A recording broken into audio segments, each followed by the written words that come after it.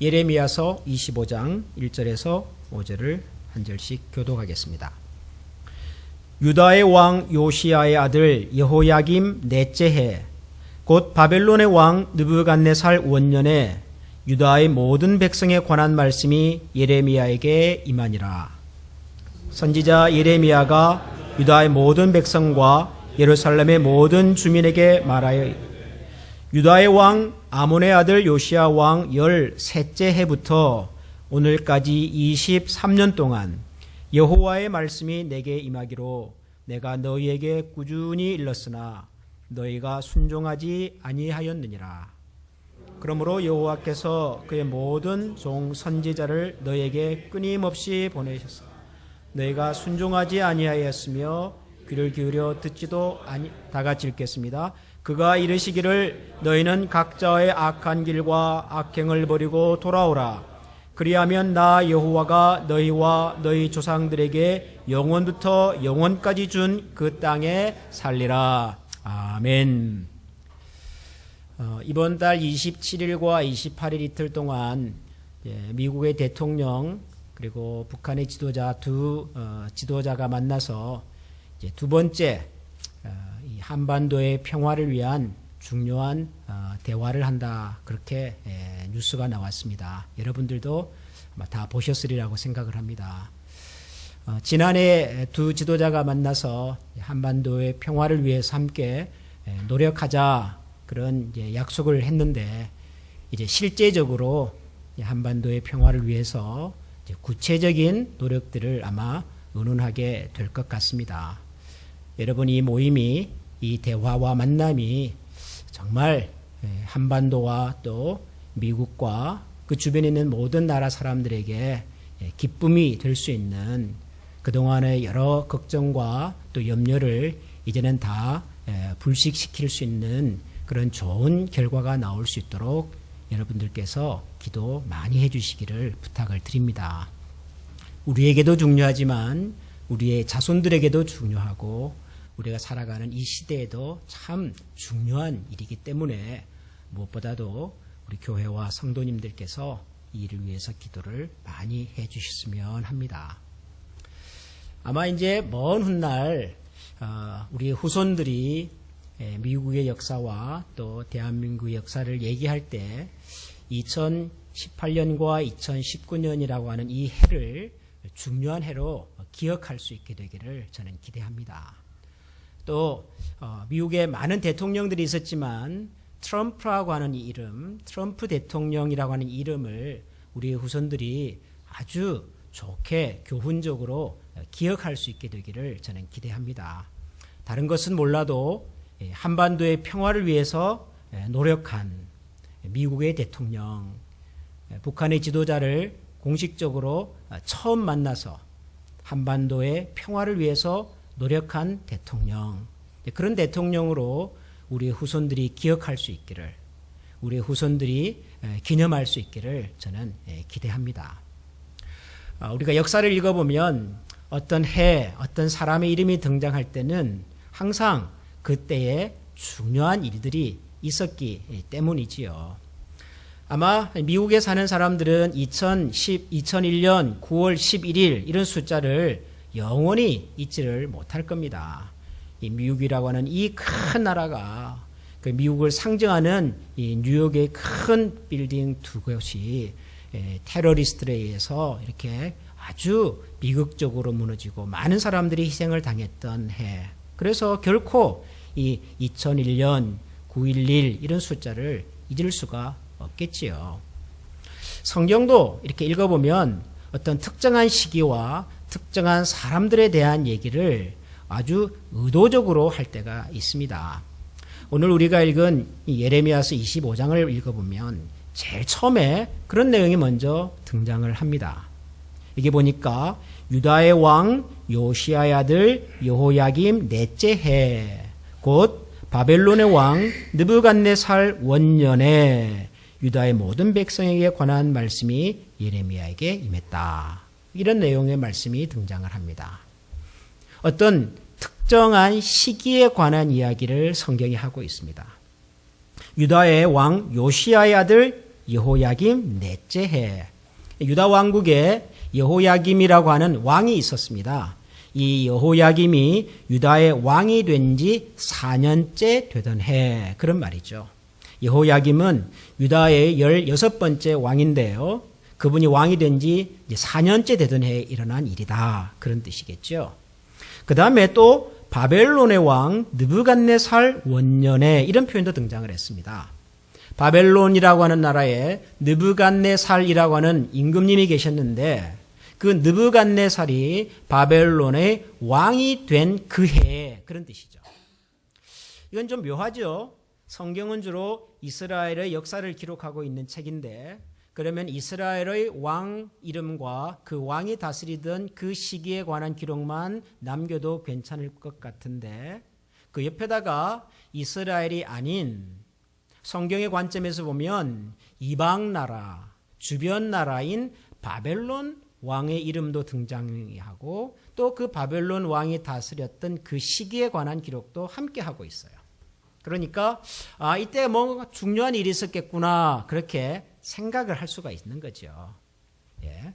유다의 왕 여호야김이 왕이 된 지 넷째 해에, 그리고 바벨론 왕 느부갓네살 원년에, 첫 해에 모든 백성에게 관한 하나님의 말씀이 예레미야에게 임했다. 그러면서 이제 그 다음 얘기를 쭉 하고 있습니다. 이때 무슨 일이 일어났을까요? 유다의 왕 여호야김이 왕이 된 지 넷째 해, 바벨론의 왕 느부갓네살이 왕이 된 그 해에 과연 유다에는 무슨 일이 일어났을까요? 굉장히 중요한 일이 일어났습니다. 우리가 예레미야서를 이제 새해 들어서 쭉 이렇게 살펴보고 주일마다 묵상을 하고 있는데요. 이 예레미야라고 하는 성경이 참 분량도 많고 내용도 좀 복잡하고, 그래서 여러분들이 아마 좀처럼 이해하기가 쉽지가 않을 겁니다. 또 중간에 25장까지 갑자기 또 와가지고 무슨 왕들의 이름이 등장하고 그러니까 아마 많은 여러분들이 이게 왜 등장을 하지, 무슨 얘기를 지금 하려고 하시나, 그런 생각을 아마 하실 수가 있겠습니다. 이때 굉장히 중요한 일이 일어났습니다. 유다의 왕 여호야김 4년이 되던 해. 이때 무슨 일이 일어났냐 그러면 유다 왕국이 망했습니다. 사울로부터 시작이 되어서 다윗과 솔로몬을 이어서, 그리고 남북으로 나누어서 각각 20명, 19명의 왕을 배출했던 이스라엘 왕국의 역사가 이날 끝이 났습니다. 우리 어른들에게는, 그리고 한국에서 어느 정도 역사 교육을 받은 분들에게는 경술국치라고 하는 말을 들어본 적이 아마 있으실 겁니다. 처음 듣는 분도 계실지도 모르겠고요. 경술국치, 경술이라고 하는 것은 해를 한자로 부를 때 사용하는 고유한 이름이지요. 예를 들어서 대한민국의 3.1 독립운동이 났던 그 해는 기미년이었죠. 기미년. 그래서 기미 독립선언, 우리가 그렇게 부르잖아요. 올해는 무슨 해인지 아십니까? 예, 올해는 뭐 돼지해라 그러잖아요. 돼지는 해인데 해. 기해년, 그렇게 부르죠. 기해년. 예, 경술국치의 경술은 1910년을 부르는 이름입니다. 1910년. 국치라는 단어를 붙였습니다.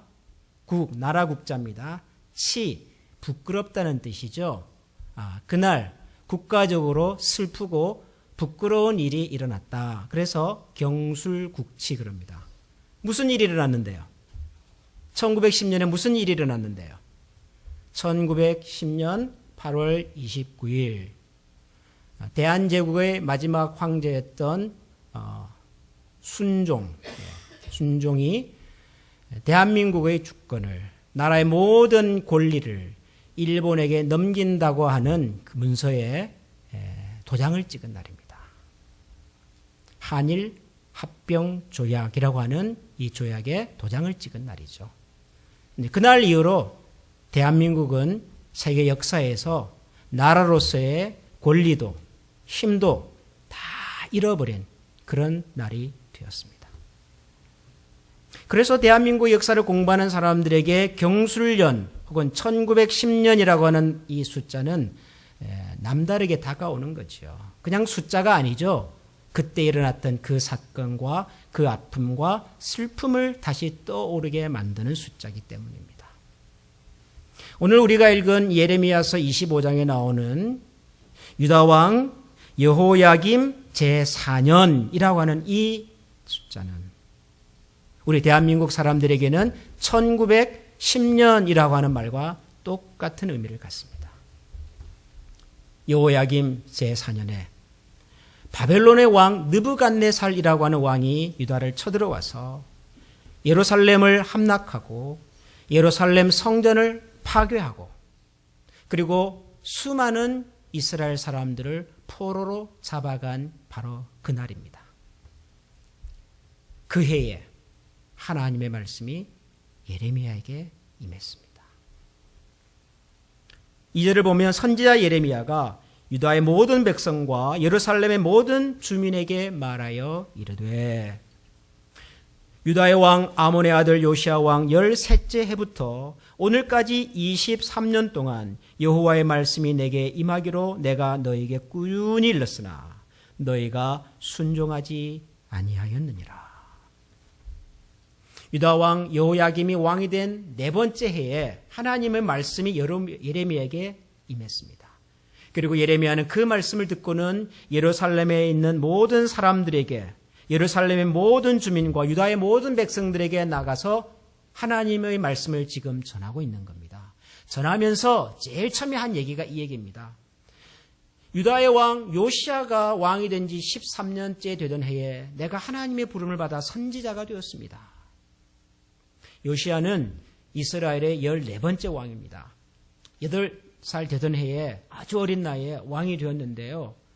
어린 왕이지만 그 당시 유다가 하나님 앞에서 회복해야 될 하나님의 나라와 하나님을 믿는 백성으로서 가야 할 길을 백성들에게 천명하고 그리고 백성 가운데 있는 우상숭배를 다 이렇게 회파하고 다시 한번 나라와 신앙을 새롭게 개혁하는 일을 앞서 행했던 아주 뛰어난 왕이었습니다. 요시야 왕. 그 요시야 왕 13년 되던 해에 내가 하나님의 부름을 받아서 선지자가 되었습니다. 그때로부터 지금까지 몇 년이 흘렀다고요? 23년 동안 여호와의 말씀이 내게 임하기로 내가 여러분들에게 꾸준히 하나님의 말씀을 전했습니다. 많은 여러분들은 하나님의 말씀을 듣지 않았습니다. 그날 예레미야는 유다 백성들과 예루살렘에 사는 주민들 앞에 나타나서 이 얘기를 하고 있습니다. 그리고 그해 유다 왕국은 바벨론의 침략을 받아서 나라를 빼앗기고 맙니다. 참 아픈 이야기죠. 참 슬픈 내용입니다. 우리가 예레미야라고 하는 선지자 이름을 사용할 때마다 들을 때마다 부를 때마다 그 앞에다가 눈물의 선지자라고 하는 별명을 붙이곤 합니다. 예레미야가 살았던 그 시대가 참 아프고 힘들었던 시대였다는 뜻도 있고 예레미야라고 하는 이 한 사람의 인생이 참 슬프고 아프고 어두웠다는 뜻도 함께 가지고 있는 별명입니다. 눈물의 선지자 예레미야. 이 예레미야가 하나님의 부름을 받아 선지자로서 하나님의 말씀을 무려 23년 동안 전했습니다. 이게 1, 2년도 아니고 1, 20년도 아니고 23년 동안 하나님의 말씀을 백성들에게 전했습니다. 뭐라고요? 이 5절에 보면 그가 이르시기를 하나님께서 주신 말씀이죠. 그가 이르시기를 너희는 각자의 악한 길과 악행을 버리고 돌아오라. 그리하면 나 여호와가 너희와 너희 조상들에게 영원부터 영원까지 준 그 땅에 살 것이다. 돌아오라. 돌아오라. 너희들의 악한 길과 너희들의 악한 행동을 버리고 너희들의 그 어둡고 너희들의 그 더러운 삶을 버리고 돌아오라. 돌아오라. 돌아오라. 무려 23년 동안 예레미야는 이스라엘 백성들에게 이 하나님의 말씀을 전합니다. 그런데 듣습니까? 안 듣습니까? 안 들었습니다.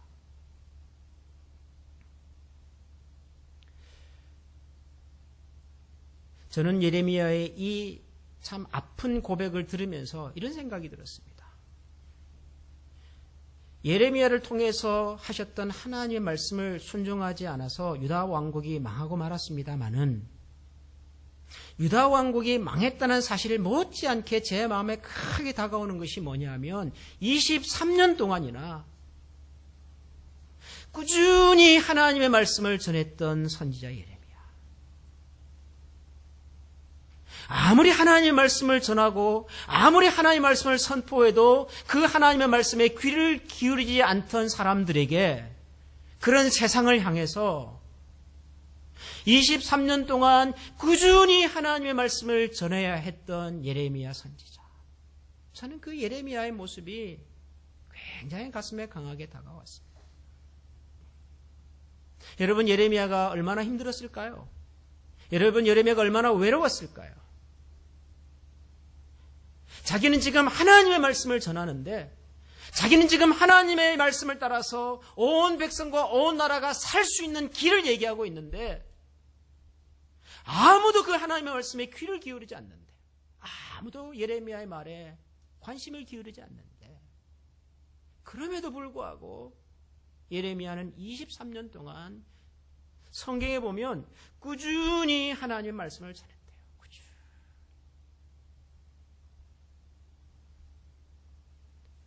보통 사람들 같으면 포기를 했어도 벌써 포기했을 일 아니겠습니까?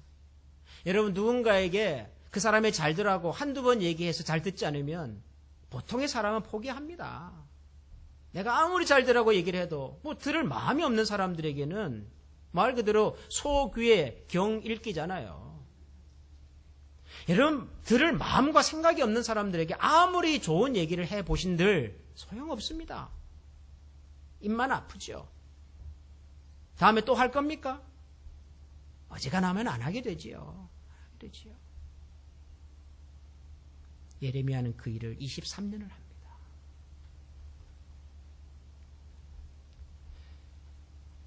저는 우리가 살고 있는 이 시대에 우리 성도들과 교회의 역할이 어쩌면 예레미야와 같은 역할일 수도 있겠다. 저는 그런 생각이 들었어요. 우리가 살고 있는 이 시대와 세상 사람들은 우리가 나누고자 원하는, 우리가 전하려고 하는 이야기에 귀를 기울일까요? 교회가 세상을 향하여 나누고 싶은 이야기에 세상은 귀를 기울일까요? 저는 관심이 없다고 생각합니다. 세상 사람들은 교회 이야기에 별로 관심이 없습니다. 크리스찬들이 하는 얘기에 별로 관심이 없습니다. 교회가 무슨 얘기를 해도 그분들의 귀에는 아마 소귀의 경읽기처럼 들릴 가능성이 저는 많을 것 같아요. 그리고 생각해보면 그 책임은 상당 부분 우리 교회와 성도들에게도 있어요. 왜냐하면 전에는 그러지 않았거든요. 전에는 세상이 교회의 이야기에 그래도 귀를 기울였어요. 교회 어른들이 하는 얘기에 그래도 마음을 열고 들으려고 했어요. 사회적으로 어려운 일이 생기면, 국가적으로 어려운 일이 생기면 그래도 교회 어른을 찾아가고 교회가 하는 얘기에 귀를 기울이려고 했던 시절이 있었어요. 지금은 관심 없어요. 교회 어른이 누군지도 모르겠고 교회가 무슨 얘기를 하는지도 관심이 없어요. 교회는 지금 스스로 무너지고 있는 것 같아요. 세상을 향해서 던질 메시지가 없어요. 세상 사람들에게 해줄 이야기가 없어요. 왜냐하면 교회와 성도들이 관심 있어 하는 이야기도 하나님을 믿지 않는 사람들이 관심 있어 하는 것과 똑같기 때문에, 교회를 모르고 하나님을 모르는 사람들이 고민하고 생각하는 것과 교회가 고민하고 생각하는 것이 똑같기 때문에 굳이 교회 얘기를 들을 이유가 없어요. 굳이 성도들의 얘기를 들을 이유가 없어요. 오히려 세상에 가면 훨씬 더 근사하고 훨씬 더 재미있는 이야기들이 많은데요.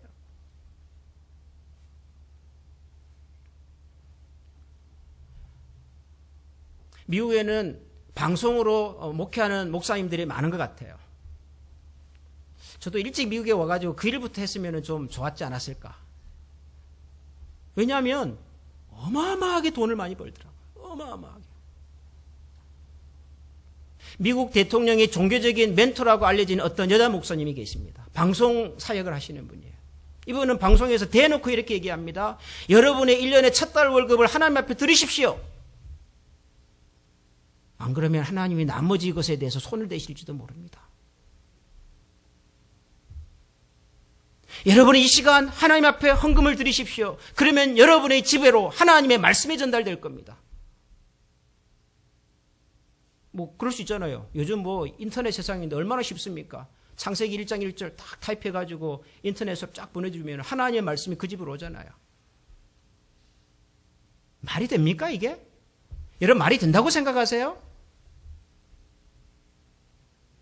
그런데 그분은 개인 자가용 비행기를 타고 다녀요. 수백만 불짜리 집에 살아요. 저는 그분의 안타까운 것보다도요, 그런 분들이 그런 메시지를 전해도 생존해낼 수 있다는 이 세상과 이 시대와 이 사람들이 저는 더 마음이 아픈 거예요. 그런 사람들이 있는 거예요. 그런 얘기를 하면은 온라인으로 돈을 보내는 거예요. 뭐하라고 교회를 나오냐고요? 뭐하라고 교회를 나와? 세상에 훨씬 재밌고 그런 자극적인 이야기들이 많은데 세상은 교회에 별로 관심이 없어요. 매력을 못 느껴요. 무슨 얘기를 해도. 그럼에도 불구하고 이 시대에 예레미야와 같은 사람들이 필요하다는 생각이 들어요. 10년을 전하고 20년을 전해도 세상에 귀를 닫고 마음을 열지 않고 그렇게 어두움과 슬픔의 세상을 향하여 걸어갈지라도 그래도 하나님의 말씀을 꾸준히 전하고 그래도 하나님의 말씀을 꾸준히 붙들고 그래도 끝까지 하나님의 말씀과 더불어 살겠다는 예레미야와 같은 사람들이 필요합니다. 여러분 우리는 예레미야입니까? 여러분은 예레미야입니까? 여러분 우리 교회는 예레미야입니까? 우리가 사는 시대에 예레미야가 있습니까? 전해도 소용이 없는 이야기, 말해도 듣지 않는 세상 속에 그래도 우리는 하나님의 말씀을 전해야 할까요? 전해야 합니다. 그래도 말씀을 붙들어야 할까요? 붙드셔야 합니다. 여기에 생명이 있으니까요. 여기에 다시 일어설 수 있는 기회와 가능성이 있으니까요. 비록 우리 당대에 우리의 이야기를 듣고 하나님께로 돌아오는 사람이 설령 없을지라도 그래도 하나님은 그 사람들과 그들의 헌신과 인생을 통해 역사하실 거니까요. 여러분 놀라운 이야기는 사실은 예레미야서가 끝나고 난 다음부터 시작되는 겁니다. 예레미야서의 마지막 장면은 유다의 패망입니다. 유다라는 나라가 망했어요. 백성들은 다 포로로 잡혀갔습니다. 그러면 끝입니까? 이스라엘 역사는 거기서 끝이 나는 겁니까? 천만에요. 70년이 지납니다. 다시 돌아옵니다. 돌아와서 폐허가 되었던 예루살렘의 성전을 세웁니다. 성벽을 쌓습니다. 그리고 나라를 세웁니다. 나라를 잃고 포로로 잡혀가 있던 그 사람들에게 다시 한번 자기들의 조국으로 돌아가고 다시 한번 하나님의 나라를 세우겠다고 하는 그 꿈과 그 희망을 갖게 만든 것이 누군 줄 아십니까? 그 사람이 예레미야였어요. 예레미야. 다니엘서를 읽어보면 포로로 잡혀가 있던 이 다니엘이라는 청년이 어느 날 기도합니다. 하나님 우리가 언제까지 이렇게 살아야 합니까? 하나님 믿고 살았던 우리 민족이 언제까지 이렇게 바벨론의 포로가 되어서 식민지 백성이 되어서 이렇게 비참하게 살아야 합니까? 다니엘이 기도를 해요. 그러다가 어느 날 다니엘이 깨닫습니다. 뭘 깨닫냐 그러면 하나님께서 오래전 예레미야 선지자를 통해서 주셨다. 그 70년의 세월이 끝나고 나면 하나님께서 우리 민족을 다시 회복하게 하시겠다는 그 예레미야의 이야기를 다니엘이 그날 기억해내요. 사람들이 알아주지 않아도 세상이 우리의 이야기에 귀를 기울여주지 않아도 세상이 우리 한미교회에 대해서 관심 기울여주지 않아도 우리는 꾸준히 하나님의 말씀을 전해야 될 이유가 있어요. 꾸준히 하나님의 말씀을 붙들고 살아야 될 분명한 이유가 있습니다. 언젠가 누군가는 우리가 붙들고 우리가 전했던 그 말씀을 통해서 그 말씀 속에서 그들이 다시 일어서고 다시 살아날 수 있는 희망과 용기를 발견할 수 있으니까요. 저는 우리 한미교회를 위해서 기도할 때 정말 간절하게 하는 기도의 제목이 한 가지 있습니다. 누누이 말씀드리지만 제가 역량과 그릇이 못 돼서 저는 벌써 포기한 것 중에 하나가 우리 한미교회가 미국에서 제일 큰 한인교회가 되는 것입니다. 저는 그걸 벌써 포기했어요. 그건 안 될 것 같아요. 아마 제 생에는 안 될 것 같아요. 혹시 우리 후임 좋은 분이 오셔가지고 하시면 모를까. 근데 저는 그거 말고 꿈이 있어요. 이 미국에 참 교회들이 많잖아요. 한인 교회들이 참 많잖아요. 이 미국 땅에 이 예수 믿는 우리 한인분들이 참 많잖아요. 저는 그분들에게 우리 한미교회가 뭔가 꿈과 희망을 줄 수 있는 교회가 되면 좋겠다는 생각을 합니다. 규모 때문이 아니라 사람들이 별로 알아주지 않는 작은 도시에 살고 있지만 그렇게 규모가 크지 않은 교회지만 그럼에도 불구하고 저런 교회가 있었다. 저런 교회 성도들이 있더라. 저런 사람들이 하나님을 바라보고 세상과 이웃을 가슴에 품고 그렇게 살더라라고 하는 그들의 가슴 속에 뭔가 희망과 꿈을 줄 수 있는 교회가 되면 좋겠어요. 우리 교회가, 우리 성도들이 우리가 살았고 우리가 꿈을 꾸고 우리가 눈물을 흘렸던 이 교회가 그런 교회가 되면 좋겠어요. 하나님 기뻐하지 않으실까요? 1000명, 2000명이 되지 않아도 이 교회 하나님이 기뻐하지 않으실까요? 우리가 세상에서 유명한 사람이 되지 않아도 우리 성도 한 사람 한 사람을 하나님이 기뻐하지 않으실까요? 여러분 꾸준히 사십시오. 포기하지 말고 사십시오. 돌아서지 말고 사십시오. 당장 내 눈앞에 열매가 보이지 않아도 하나님을 포기하지 마시고 하나님으로부터 눈과 귀를 닫지 마시고 여러분 꾸준히 하나님과 더불어 걸어가십시오. 하나님께서 그런 사람들을 통해서 반드시 하나님의 계획과 하나님의 약속을 이루어내실 것을 저는 확신합니다. 이 시대에 예레미야와 같은 교회가 되고 예레미야와 같은 성도로 하나님 앞에 서갈 수 있기를 주님의 이름으로 간절히 축원합니다. 기도합시다. 하나님 아버지 감사합니다. 23년 동안 꾸준히 하나님의 말씀을 전했으나 세상은 그 하나님의 말씀에 귀를 닫았고 세상은 그 하나님의 말씀에 마음의 문을 닫았으며 그리고 그들은 결국 바벨론에 의하여 나라를 빼앗기고 그리고 그들의 신앙이 무참하게 짓밟힘을 당하는 수치를 경험하고 말았습니다.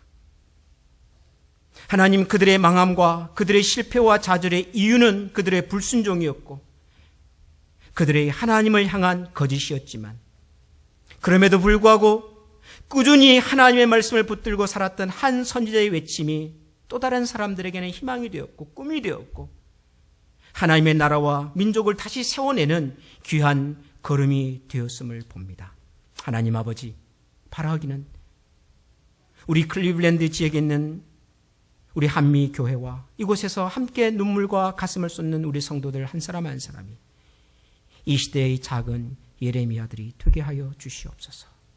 우리가 전하고 우리가 나누기를 원하며 우리가 가슴에 품고 있는 이 하나님의 마음과 사랑을 세상이 설령 듣지 않아도 끝까지 믿음과 소망을 포기하지 않고 끝까지 꾸준하게 주의 말씀을 붙들고 걸어갈 수 있는 귀한 종들이 되게 하셔서 언젠가 누군가에게는 저들의 헌신과 이 믿음의 걸음이 그들의 삶의 용기와 희망이 되게 하시고 그들을 다시 하나님께로 불러내는 귀한 역사의 초석이 되도록 도우시고 축복하여 주옵소서. 예수님 이름으로 감사하며 기도합니다. 아멘.